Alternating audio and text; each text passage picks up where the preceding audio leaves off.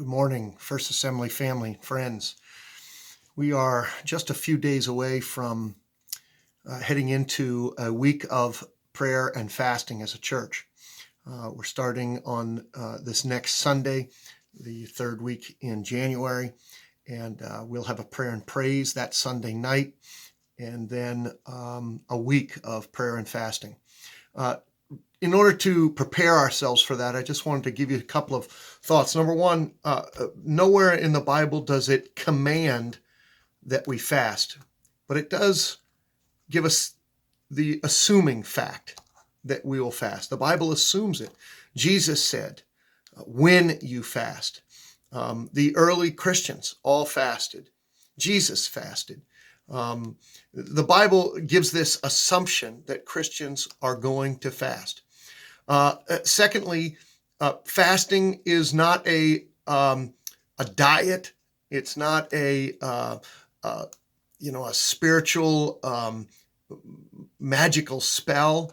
Fasting is a tool used to humble ourselves, to seek God. It's always combined with prayer. Fasting and prayer go together.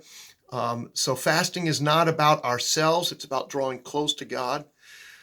So don't use this as, it's the beginning of the new year and I just want to get healthy. I'm going to do a fast. That's not what it's about. Fasting is about seeking God.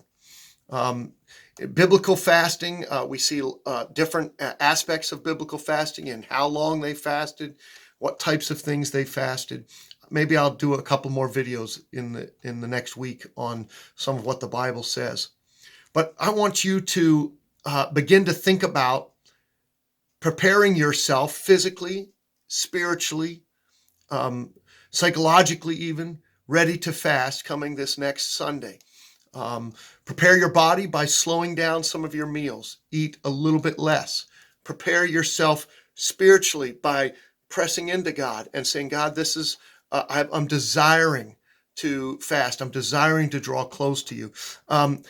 Start to think in your mind, what is it that I want from the Lord? For me, I want to press into the Lord so that I hear his voice clearly, so that I have direction for 2021, so that I can begin to do better at ignoring the clamor and the loud attention that the world and the enemy is trying to grab. I just want to hear from the Lord. I had to run across a couple of quotes about fasting. And the first one I thought was great because it was, the early church, 300 AD. And this was one of the bishops of Caesarea. So one of the leaders of the church in Caesarea. And he said this: fasting begets prophets and strengthens strong men. Fasting makes lawgivers wise. It is the soul's safeguard, the body's trusted comrade, the armor of the champion, the training of the athlete. I think that's a great quote. He's saying, listen, as a Christian, you want to be strong, you want to be wise, you want to train yourself in spiritual things, spend some time fasting. And here's another quote from a book called God's Chosen Fast by Arthur Wallis. And he says this: fasting opens the way for the outpouring of the Spirit and the restoration of God's house. Fasting in this age of the absent bridegroom is in expectation of his return. Soon there will be the midnight cry. Behold, the bridegroom is come. Come out and meet him. And it will be too late then to fast and to pray. The time is now. I hope that you are looking forward to making a decision to set aside some time to fast and pray this next week. I'll be seeing you soon. God bless you.